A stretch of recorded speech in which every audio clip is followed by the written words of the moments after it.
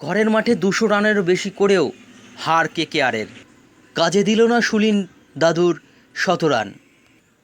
ইডেনের boss the Jos. Eden গার্ডেন্সে জসই the boss. শেষ বলে হার কেকেআর। স্ম্লান সুনীল দাদুর 100 রান। 2 উইকেটে জিতলেন সঞ্জু স্যামসংরা এবং সেই সঙ্গে আইপিএলের শীর্ষে পৌঁছে গেল রাজস্থান রয়্যালস। ঘরের মাঠে জেতার খুব কাছে পৌঁছে গিয়ে হারতে হলো কলকাতার নাইট রাইডার্সকে। সুনীল নারিনের দাপটে প্রথমে ব্যাট করে 223 রান করে কেকেআর, আর জস বাটলার 17 রান করে ম্যাচ ছিনিয়ে নিয়ে নিল কলকাতার নাইট রাইডার্সের মুখ থেকে। সেই সঙ্গে ব্যর্থ গেল সুনীল দাদুর 100 রান। ইডেনে 223 রান করেও জিততে পারল না কেকেআর। জস বাটলার শেষ পর্যন্ত টিকে থেকে রাজস্থান রয়্যালসকে জিতিয়ে মাঠ ছাড়লেন। আরও একটি 100 রান করলেন তিনি। ব্যাটারেরা দাপট দেখালেও কেকেআরে বোলারদের হতাশ করলেন। এই হারের ফলে পয়েন্ট তালিকায় দ্বিতীয় স্থানেই থেকে গেল কেকেআর। পয়েন্ট তালিকায় শীর্ষে নিজের জায়গা পাকা করে নিল রাজস্থান। টসে জিতে প্রথমে বল করার সিদ্ধান্ত নেন রাজস্থানের উইকেট রক্ষক অধিনায়ক সঞ্জু স্যামসং, আর এই ম্যাচে রান পাননি আগের ম্যাচের নায়ক পিটার সল্ট।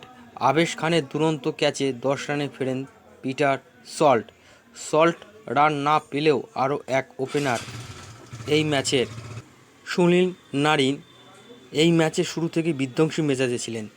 3 নম্বরে নামা অঙ্গক্রিস রঘুবংশীর সঙ্গে জুটি বাঁধেন তিনি। দ্বিতীয় উইকেটে 85 রান যোগ করেন তারা। আইপিএলে নতুন হলেও প্রতি ম্যাচে ম্যানেজমেন্টকে ভরসা দিচ্ছেন রঘুবংশী।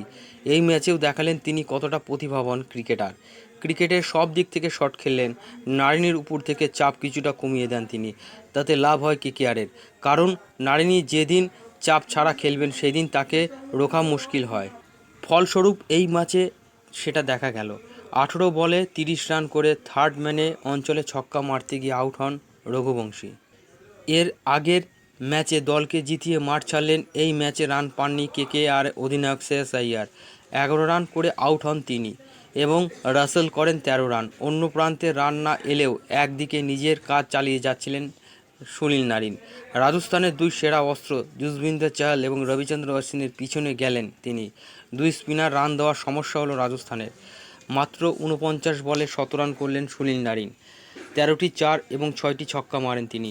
যেদিকেই ব্যাট চালাচ্ছেন সেদিকেই বল ব্যাটে লেগে যাচ্ছে বাউন্ডারির দিকে তীরের গতিতে। পেসার স্পিনার কোনো বোলারকেই রেয়াত করছেন না এই বাঁহাতি দীর্ঘদিনের ক্রিকেটার সুনীল দাদু যেভাবে ব্যাট ঘোরাচ্ছেন এবং বল ব্যাটে লাগছেও চমৎকার। দেখে মনেই হচ্ছে না উনি এত দীর্ঘদিন ধরে ক্রিকেট খেলে, মনে হচ্ছে যেন উনি আবার তার প্রথম জীবনকার ক্রিকেটে ফিরে এসেছেন। ভাবা যায় একটা বোলার সে ওপেন করতে এসে 17 রান করে দিচ্ছে, কি দুর্দান্ত ফর্মে রয়েছে। এর আগে একাই 2খানা ম্যাচ জিতিয়ে দিয়েছিলেন। এদিকে কেকেআরের তৃতীয় ক্রিকেটার হিসেবে আইপিএলে 17 রান করলেন সুনীল নারিন। শেষ বল পর্যন্ত 56 বলে 109 রান করে ট্রেন্ট বোল্টের বলে আউট হন তিনি। শেষ দিকে কেকেআর রানকে টেনে নিয়ে গেলেন রিঙ্কু সিং, করলেন 9 বলে 20 রান। রিঙ্কু সিং উনি ধারাবাহিকভাবে ওই 6 বল 8 বল খেলে 20 রান করে, এটাই তার কোটা। জানি না কেকেআর ম্যানেজমেন্ট আমার এই ভিডিও দেখে ওনারা সিদ্ধান্ত নেয় কিনা। আচ্ছা ভাবুন তো, যদি সুনীল নারিন আর রিঙ্কু সিং যদি ওপেনার দেওয়া হয়, তাহলে হয়তো এরা দুজন যদি টিকে যায় তাহলে টি-20তে 500 রান আমরা দেখতে পারবো। কলকাতার টিম ম্যানেজমেন্টকে অনুরোধ করব সুনীল নারিনের সাথে রিঙ্কু সিংকে ওপেনিং ব্যাটসম্যান হিসাবে পাঠিয়ে দেখুন না, একটি ম্যাচের জন্য বা 2টি ম্যাচের জন্য। যাই হোক, শেষ পর্যন্ত এই ম্যাচে 20 ওভারে 6 উইকেট হারিয়ে 223 রান তোলে কেকেআর। ইডেনের চলতি মরশুমে কেকেআরের এটাই সর্বাধিক রান। জবাবে ব্যাট করতে নেমে রান তাড়া করতে নেমে প্রথম থেকেই বড় শট খেলা শুরু করলেন যশস্বী জয়সওয়াল, কিন্তু বড় রান করতে পারেননি তিনি, কারণ 9 বলে 19 রান করে বৈভব আরোরার বলে আউট হয়ে যান তিনি। অধিনায়ক সঞ্জু এই ম্যাচে রান পাননি। 12 রান করে রিতেশ রানার বলে ফেরেন তিনি। আস্কিং রেট বেড়ে যাচ্ছিল। এদিকে জরুরি রান রেট বেশি হওয়ায় হাত খুলে খেলা ছাড়া অন্য কোনো উপায় ছিল না রাজস্থান ব্যাটারদের পক্ষে, আর সেটাই করে দেখালেন জস দ্য বস এবং রিয়ান পরাগ। চলতি মরশুমে ভয়ঙ্কর ব্যাট করছেন রিয়ান পরাগ। এই ম্যাচের পেসারদের বিরুদ্ধে বড় বড় শট মারলেন তিনি। 7 ওভারেই 100 রান পৌঁছে যায় রাজস্থান। কলকাতাকে খেলায় ফেরান হর্ষেদ। তার বলে ছক্কা মারতে গিয়ে আউট হন রিয়ান পরাগ। ভালো ক্যাচ ধরেন রাসেল। 14 বলে 34 রান করে রিয়ান পরাগ। উইকেট পড়ায় রান তোলার গতি কমে যায় রাজস্থানের। ব্যাট হাতে 17 রানের পাশাপাশি বল হাতেও নিজের কাজ করলেন সুনীল নারিন। ধ্রুব জুরেলকে 2 রানের মাথায় আউট করেন।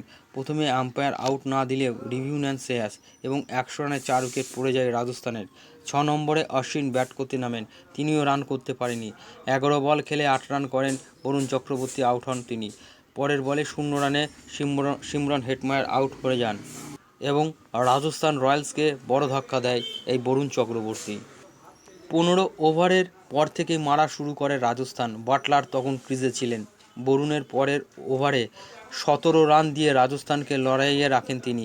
বাটলারকে সঙ্গ দেন রমন পাওয়াল। রাসেল 1 ওভারে আসে 17 রান। পরের ওভারে নারিনকে 2টি ছক্কা এবং একটি 4 মারেন রমন পাওয়াল। দেখে মনে হচ্ছিল ম্যাচ বার করে দেবেন এই দুই ব্যাটার, যদিও সেই ওভারে 26 রানের মাথায় পাওয়ালকে আউট করেন তিনি। 4 ওভার 30 রান দিয়ে 2 উইকেট নেন এই ম্যাচের অন্যতম নায়ক সুনীল নারিন, সঙ্গে 17 রানও ছিল। শেষ পর্যন্ত 3 ওভারে রাজস্থান জিততে দরকার ছিল 46 রান। বাটলারের উপরেই সব নির্ভর করছিল। স্টার্কের শেষ ওভারে ভুল করে বসলেন পিটার সল্ট। একটি বল ধরতে পারেনি তিনি। হোয়াইট বল বাউন্ডারি চলে যায়। সেই ওভারে আসে 18 রান। আর একবার হতাশ করেন স্টার্ক।